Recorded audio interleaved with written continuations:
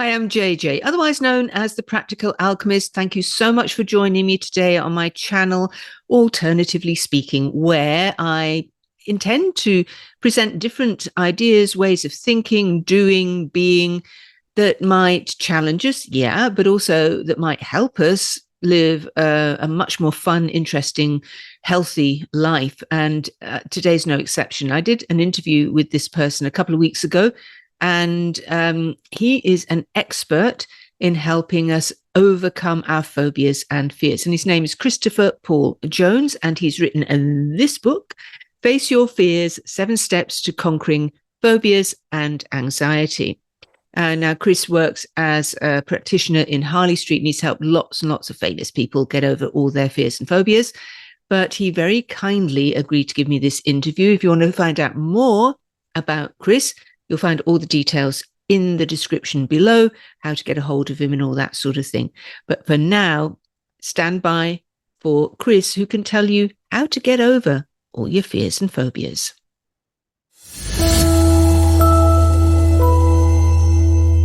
Okay, Chris, I think it's really fascinating. What is a phobia? Because I think a lot of us have phobias. Some of us don't even know that we've got phobias. I've had experience of that myself. Just recently realizing that I'd had a phobia all my life, which I then was able to let go of, which I've talked about in previous shows, and we've talked about ourselves when we've chatted before this, and that was tocophobia. But what is a phobia, first of all? I know you talk about it in your book, Face Your Fears, but there is A, what is it? And B, what's the difference between a phobia and a fear and anxiety? So let's start with that. Start with that. Okay. Well, a phobia is basically an irrational response to something that doesn't require that response. So a fear, if you are scared of something, for example, there's a Mad Axe murderer trying to kill you. It's perfectly normal. I went dramatic there, It's perfectly normal to either want to fight back, punch the person, or if you think you can't win the fight, you run. Or if you think you can't run and you can't beat the person, you go into freeze. So you basically play dead, play possum. These are perfectly normal responses to survival. A phobia is where your brain has made that same link to something that isn't particularly dangerous. And so for example, Pavlov's dog. So the early days of psychology, there was a Russian research scientist. What he'd do, he'd ring a bell, a tuning fork, feed a dog, ring a bell, feed the dog. Eventually, the bell rings, the dog salivates like it's about to be fed. Now, the two have nothing in common, but the mind makes the two the same. And human beings do the same thing. So the common analogy is if you're kissing the love of your life and you hear a piece of music playing, you could hear that tune 2, 3, 10 years later, and if the emotions are strong enough, you're back there feeling those feelings. Hear a piece of music playing, the love of your life is breaking up with you, you can hear that tune 2, 3, 10 years later, be back there crying. And so what's happened with a phobia, at some point in your past, your brain has gone, this thing equals danger. And so you're 8 years old, you have a turbulent flight, your brain goes, oh, that was scary, and it links that conditioning. And this can be anything. And this is why people can have phobias of water or balloons or, one client, fear of tinsel, because their brain has just associated danger while seeing that thing. So that's what a phobia is. It's not always that directly linked, though. And so, for example, some phobias, fear of not being able to escape, for example, claustrophobia or agoraphobia. Yes, that can be, you once got trapped in a public toilet when you were 4 and couldn't open the door and panicked, this kind of thing. But it could also be you felt emotionally trapped. And so if your parents, say, argued all the time and you're young and lying in bed and got nowhere to go, that can also create this sort of claustrophobia. But whatever it is, there will be something in your past that's triggered that, or watching a news story, hearing someone else tell you something. Sometimes you're just, for whatever reason, these beliefs go in deep and it ends up shaping your whole reality. Yeah, you went for the really horrific example. I was thinking of, walking along a path and suddenly seeing a poisonous snake, and then you Absolutely. feel that fear. And but that, yes. but not quite as dramatic as yours. But then you are catapulted into your fight or flight mode, and you run. You get out of the way. So, and that's a good thing. But phobias, they can absolutely cripple somebody. They can be really debilitating, can't they? I mean, especially things like a common one is fear of flying, obviously. And that, I guess, can have various origins. Like maybe if you've been in a particularly traumatic flight where, it's been really, really bumpy, and the cabin pressure maybe got lost from, all of that kind of stuff. Then that's understandable. But aren't there other phobias which you maybe don't even realize what the origins of those might be, and you don't even know that you've got a phobia sometimes? They do exist, don't they? Oh, absolutely. And so things, it's almost like those ones, like fear of flying or spiders, I think, are sometimes more obvious. And as you were saying, you've shared on your channel, your phobias, and those ones that lay hidden, and it's like fear of success or fear of failure. Sometimes you overhear the conversation when you're younger of people being mean to someone who's successful, and you go, oh, you never want to be too successful, or they'll try and pull you down, and so then you create you could call it a phobia or a fear, but you create a fear of success. And so you get so far in where you're going in life, and then suddenly you'll start sabotaging. And so, question I get asked all the time when I do talks or interviews or whatever is, do I have any phobias? And of course, my answer to that is no, of course not. I'm perfect. Jokingly, obviously. But, and what I would say with non-jokingly is, I'm going to imagine I still have some, although all the big ones I've covered.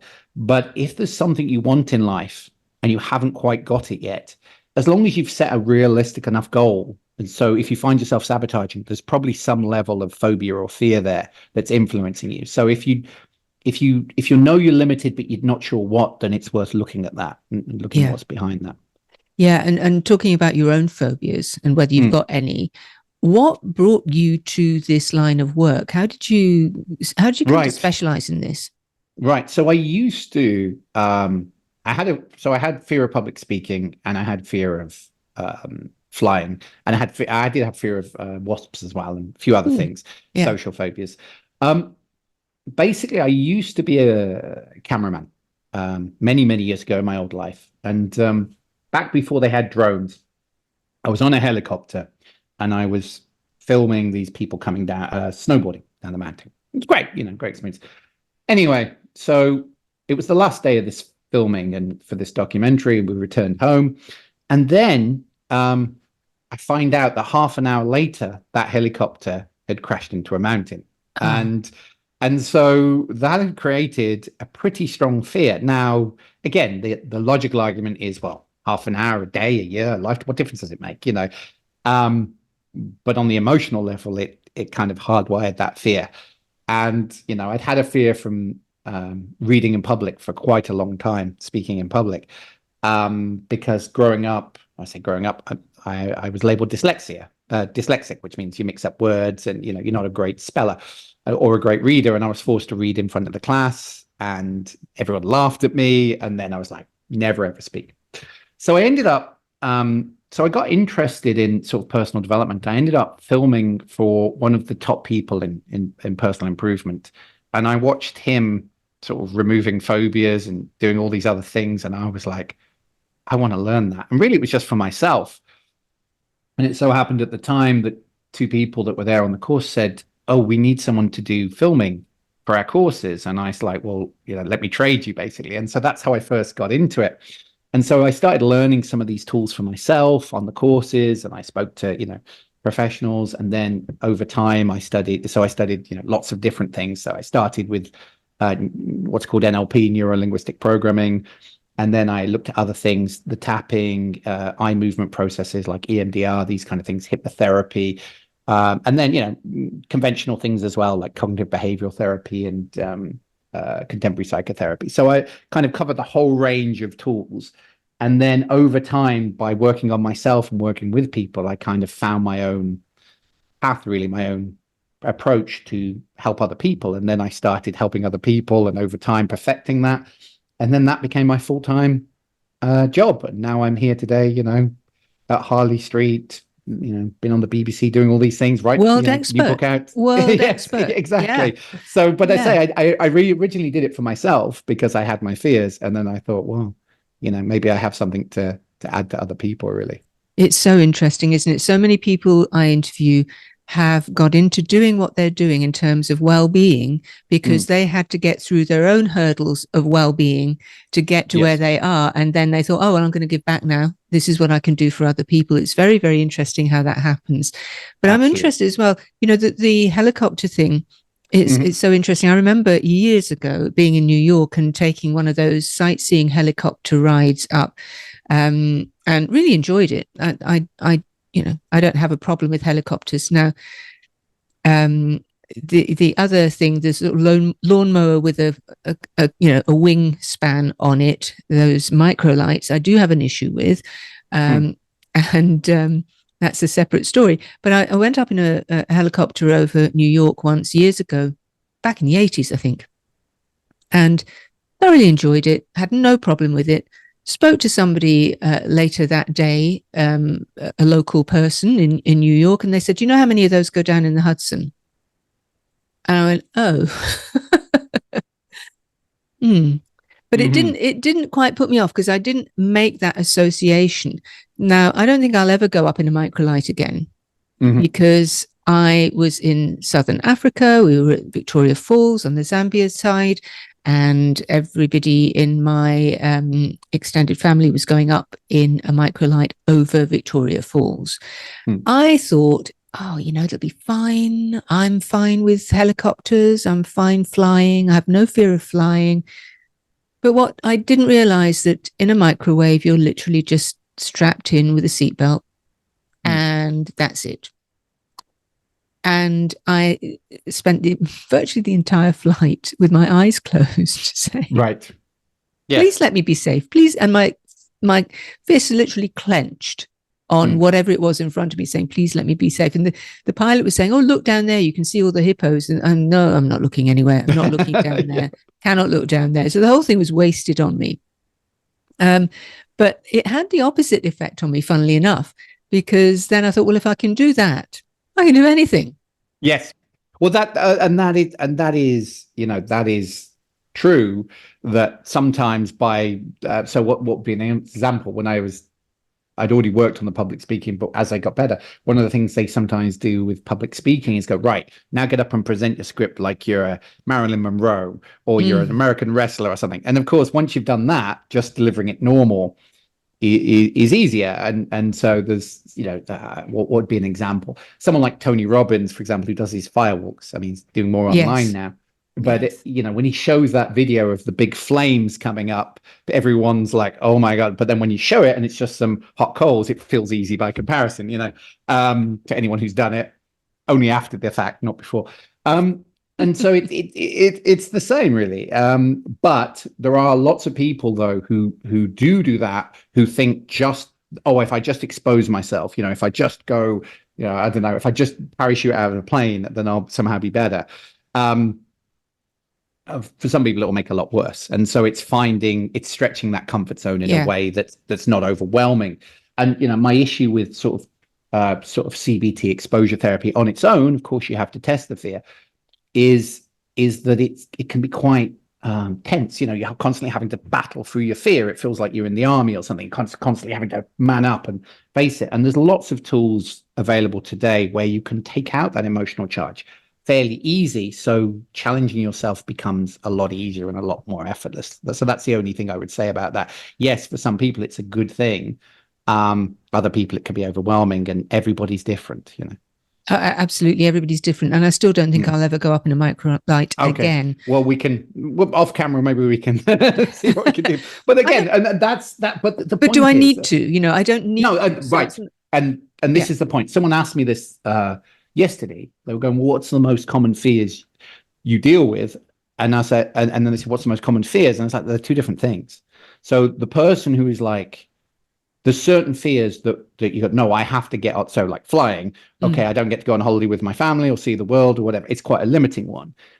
Public speaking, career wise, especially as, depending on the level of public speaking, a lot of things are done on Zoom, meetings, whatever. So it can be very inhibiting. Things like clowns, a lot of people have that, but they can avoid McDonald's. They can avoid going to the circus. It's not necessarily life altering to avoid those phobias. So yes, it is how much impact is it having on your daily life. All I'll say is this: if there's something if you're making a decision from fear, it's probably a limiting one. And so the question is, do you need to have that fear as well? Do you need to face it? No, but do you need to have that fear? And so when people come to me, for example, and say, oh, I just love my own company. Well, that's wonderful.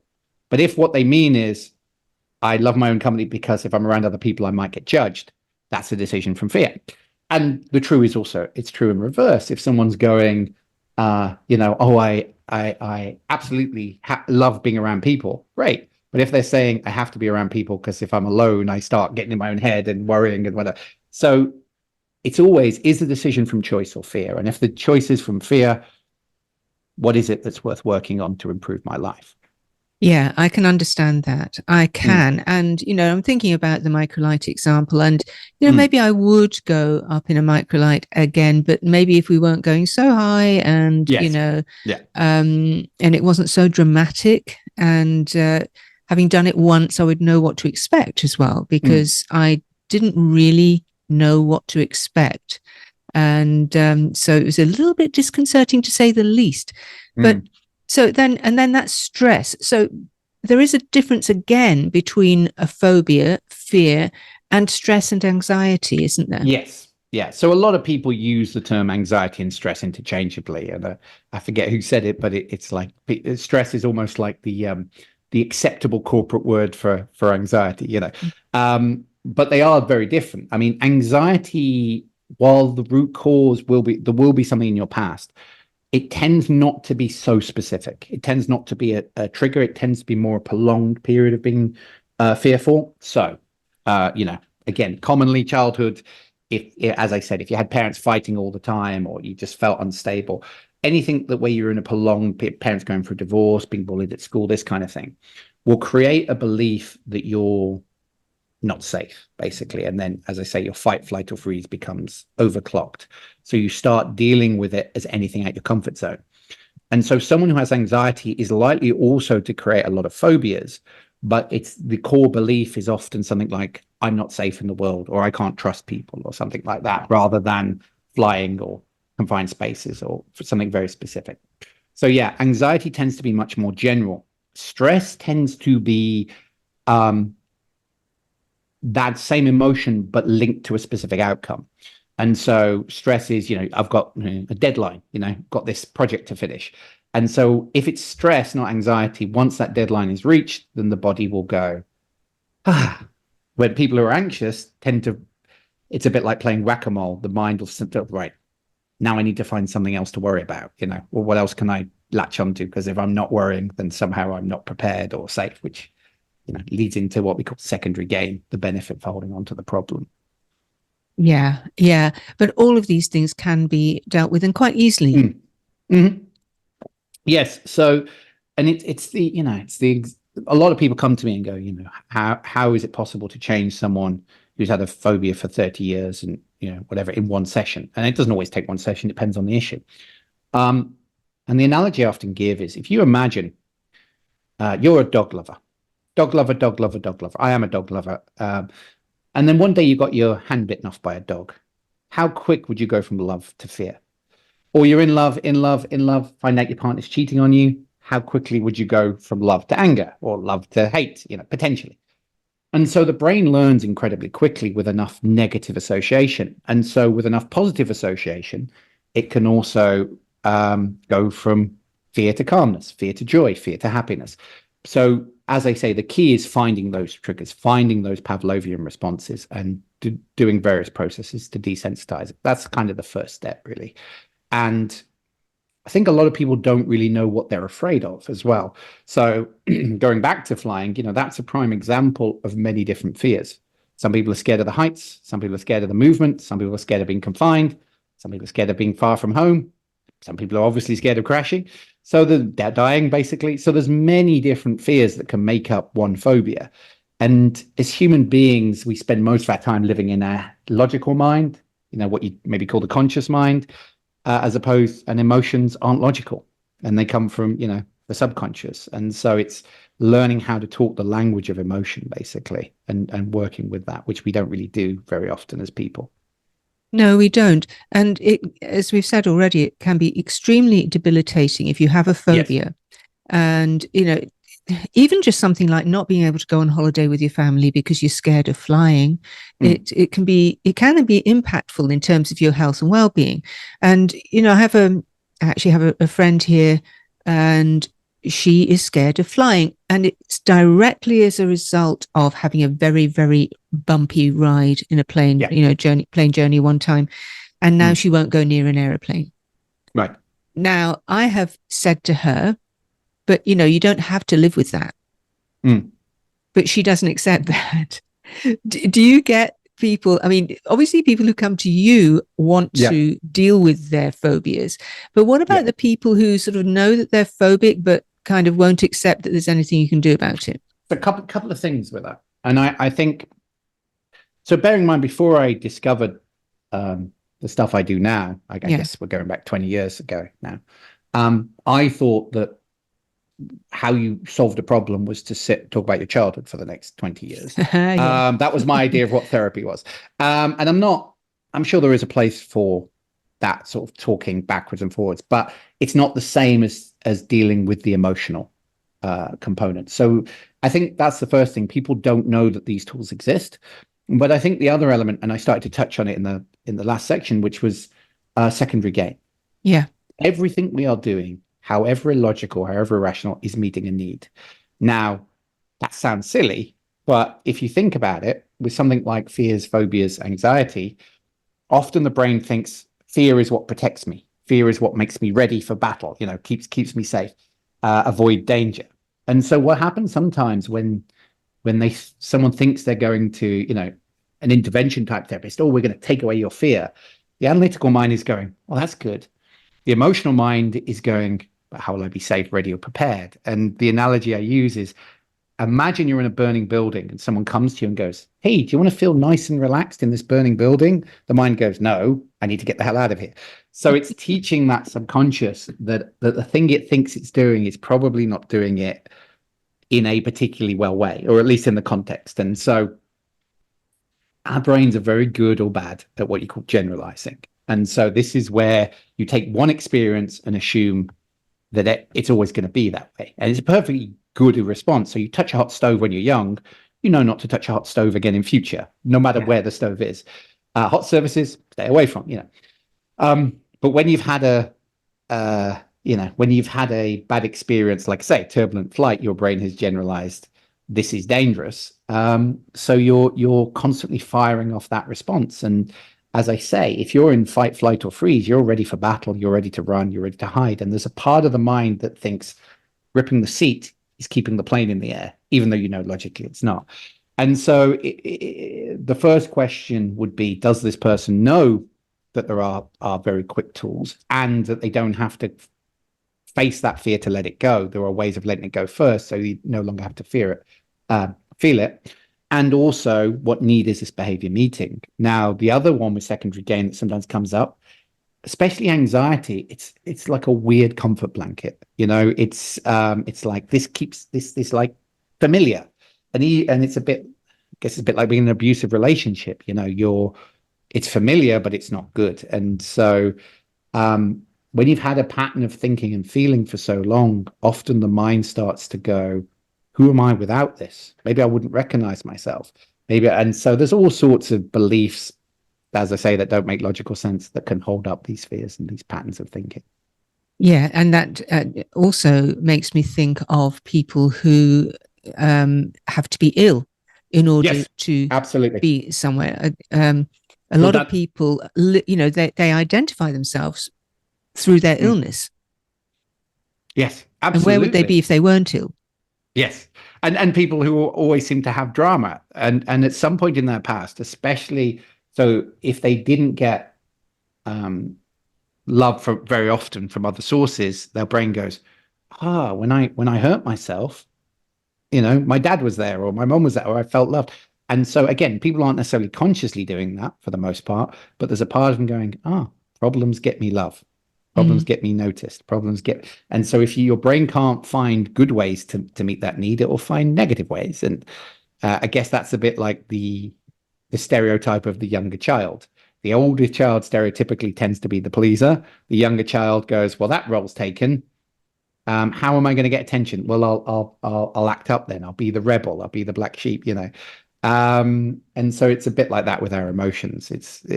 Yeah. So there's all sorts of things that can make the secondary gain there. Yeah. And again, we don't think about these things. No, we don't. And I was just thinking, I'm the younger child, and somebody called me the black sheep of the family. So I was quite offended. I thought, really? Am I?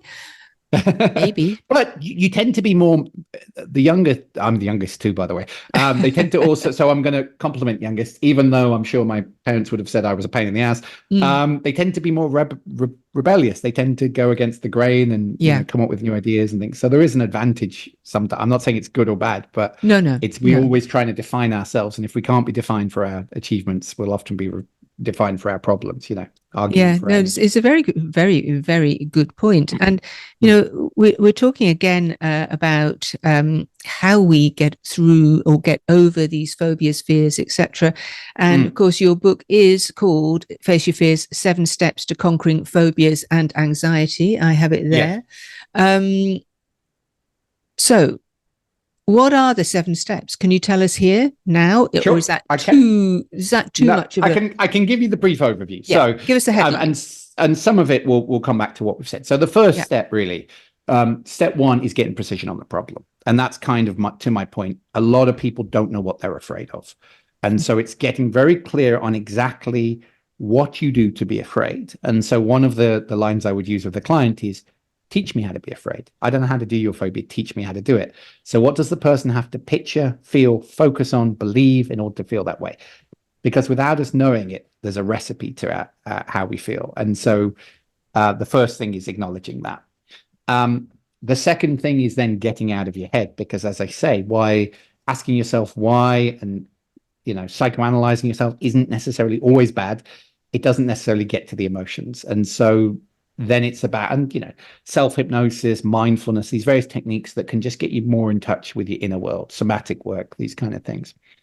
And then step 3 is about finding that strategy and actually how to unpick it. And so there are various processes to desensitize yourself, to change those patterns of thinking and feeling. So as I sort of reconditioning tools, what's called anchoring, sort of scrambling tools, things that are like what's called the rewind process or fast phobia and other methodologies, timeline therapy, all these things that basically take out the emotional response, eye movement processes, and self-soothing processes, which are what's called bilateral stimulation. So there's many different methods to actually take out the emotional charge. Then the other step is about dealing with the secondary gain, which I've talked about. What is the belief? What is the emotion? What is the underlying need that's trying to be met by this? And, a lot of therapists say, that client wasn't ready to change. And I'm always like, well, that may be true, but the question is, what's the belief that makes the person not ready to change? And when you can work on that, often it becomes easier. Then you've got focusing on basically, I've lost my steps at this point. Where were we? I think we're on 4. Are we on 4? 4. Yeah. So that was 4. So it was 3, then 4. So 3 is the secondary gain. 4 is sort of unpicking the strategy. And then 5 is sort of 5 and 6 are about reconditioning the positive, basically. So just like we've created conditioning, Pavlovian conditioning to feel bad, there's various ways to feel good. And so if you link enough pleasure to something, you can completely reverse how you feel. So there was one person I was working with, had a fear of turbulence, and we had 10 minutes left of the session. And so all I did was a reconditioning technique where I went, okay, think about turbulence, think about your best kiss. Think about turbulence, think about your best kiss. I think they were thinking of something a bit more intimate than their best kiss. Yes, but we're going to that. Yeah. Anyway, so I'm speaking to the person that they mailed me a couple of months later and said, "Oh, I'm sitting on the plane waiting for turbulence." And I was like, "Oh, don't worry about it. We hadn't got much time. There's plenty of other processes we can do." And they were like, "No, you don't understand. I really enjoy turbulence now, put it that way." And so, yeah, with enough pleasure, you can completely change how you feel. And then step 7 is about focusing on that positive future. And so this is very common with anxiety, where you're basically imagining something that hasn't even happened yet and imagining it like it's horror movies. So someone who has a fear of spiders is imagining them around every corner. Someone who has a fear of flying, they're already imagining, say, "Oh, I've got a flight in a day, week's time." And it's like, okay, picture that flight. Are you imagining yourself calmly looking out the window going, "Oh, I'm soaring like an eagle"? Or are you already planning that horror movie? And so it's also working on those what ifs and yeah buts, which is, what if I get scared? What if I get anxious? Because that's the other thing that goes with anxiety. It's a lot of fear of being fearful, which is, it's either a fear of embarrassing yourself. What if I freak out and embarrass myself? Or it's a fear of the emotion itself. And of course, the irony is that self-fulfilling. So if you go, maybe I'll panic, maybe I won't, life goes on. If you go, what if I panic? What if I panic? What if I get anxious? See, I was right to worry. I'm getting anxious. We don't realize we're feeding that. And so it's also dealing with the future. And for example, there's lots of schools of hypnotherapy, and some deal with the future, some deal with the past, some, do more what you call like mindfulness. And really, you kind of need to touch everything. So past, present, future, and secondary gain, underlying sort of cement or roots that hold this fear in place. Yeah, and I think the secondary gain thing is much more powerful than people realize. Yes. I know that, I did I've done similar training to you in the past. And I remember the whole secondary gain thing when we were talking about addiction. So, yes. What is this? There's always a secondary gain. So people giving up smoking, they know it's bad for them, but there's a secondary gain. Yes. And when you get to that, when you know what that is, you can help people give up smoking. Yes. And that secondary gain is hugely, hugely powerful. Yes. And often it comes into often 2 categories. One is the belief that it's relaxing you. And 2, if you trace people back to the sort of root cause, it's often, I felt cool. I felt one of the gang. I felt like a rebel. I was included. If I was with the bad boy smoking or the bad girl smoking, somehow I'm included. And so there's all these sort of things that can go in place that we're still kind of reliving those memories. It doesn't matter how old we are. We're going back to that teenager. We're going back to that 4-year-old that got scared. We're going back to that 2-year-old. That's the other thing, actually, I would say. The problem with trying to use logic is you're often trying to solve it from the age you are now rather than the age at which you created it. And I talk about this in the book. If you're 2 years old and you get lost in a supermarket, it could have only been for a couple of minutes. But at 2 years old, a couple of minutes is a long time. You've only been alive 2 years. 2, you don't know it was going to be 2 minutes and everything looks tall and massive. So, just like when you were a kid, you might be scared of the dark or monsters under the bed or whatever. So and your emotional mind, your subconscious tends to be the age of a sort of 6 or 7-year-old. It doesn't tend to be the age of an adult. So you're still thinking like a child when it comes to the emotion, or feeling like a child. I think that's a really good point, actually. Yeah, it's not trying to solve a problem from where you are, but going back to where the problem began and solving it from that perspective. Yeah. And also, a lot of people, we talk about the fear of public speaking and that sort of thing. I've known a lot of people who take beta blockers before they have to, go and talk to, do a town hall if they're in a corporate world. And of course, what we're talking about here are ways of dealing with these issues, these mental issues, these debilitating issues without resorting to drugs. Yes. Absolutely. And again, one of my mentors once said, saying drugs are never the answer is like saying drugs are always the answer. Both are equally as silly, But things like fears and phobias, there are many ways to deal with it. Now, maybe you need the medication to get to that place, but I don't think it should be the first port of call, really. There are plenty of tools that people aren't aware of for taking out the emotional charge. Yeah, public speaking is an interesting one because it's one of the top phobias. You look at any list of phobias, it comes up very high. Death, public speaking, and what's the other ones? Yeah, taxis or something. I don't know. Yeah. And yet it's the one phobia. So you go, okay, fear of spiders. Yeah, not likely to in the UK, but in other cultures, maybe you could get hurt, Yeah. Flying very, much safer than sleeping in your own bed statistically, but it's not that plane crashes have never happened. So there is some, and often, if people are scared of the crashing, they're focusing on that 9/11, they're focusing on Lockerbie, they're focusing on, or even on the movie they saw, which is fictional, but they're because the thing about Hollywood is planes are a very good shorthand. A plane crash is a very good shorthand to get you with a bunch of strangers in a strange place. So they use it all the time. And, I talk about this. I was like, yeah, but if you were to go by what movies do, then everyone in your village would have had amnesia at some point. If you look at a soap opera. Yeah, I've never met anyone with amnesia, but it happens all the time in movies and TV. But public speaking, what's the worst? The worst case scenario is you forget your line and feel slightly embarrassed. The word Correct. That's yet there's something about the social aspect of being in the spotlight, of being singled out, that is incredibly terrifying for people. And so, it's amazing how much of a grip that has on people. And yet there's no, even at the worst case scenario, even at the most absurd, it didn't go well. I felt a bit embarrassed, But it consumed me for many years, like I said. And one of the good things going to sort of drugs or alcohol or whatever is that when I was a student, I did that. I'd say, oh, what do you do when you're nervous? Oh, you drink whiskey.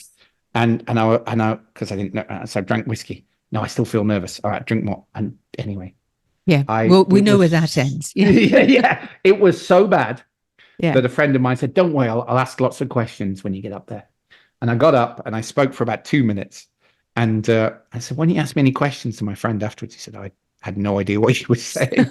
So luckily, my attempts to medicate made me go, no, that's not the way to solve it. And so, luckily there are many tools that can just, that deal with the past, but in the moment to make you feel to change your perception without needing drugs or alcohol or anything like that. Yeah, which is what I always aspire to. I think, that's the way forward if we can do it. And again, I don't say that, you never take any pharmaceuticals, because sometimes it will help you get on your way. Yes. And I think that's it, using it as not the first resort, but if there's no other way, and using it as a way to make it easier to work on it, not a way to just keep medicating yourself over and over again. Exactly. Well, listen, I'm so glad that you have joined me today for this. It's been really good to speak with you. And your book is, again, Face Your Fears, 7 Steps to Conquering Phobias and Anxiety. And if anybody wants to have your personal help conquering their fears and their phobias, where do they get in touch with you? Okay, so they can go to christopherpauljones.com, and there's a place there to book like a complimentary 30-minute chat, so we can talk about that. And it also has other links and resources and videos and things to help people. So I love it. That's fantastic. Well, Chris, thank you so much. And you're very welcome. All the best with the book. And it's really good to hear. I mean, I think people don't realize enough generally that we can get through these really debilitating fears and anxieties and phobias without too much hassle, really. I mean, you can get through them easily and live a much more productive, happy, generative life. Absolutely. So, yes. Thank you very much. You're very welcome.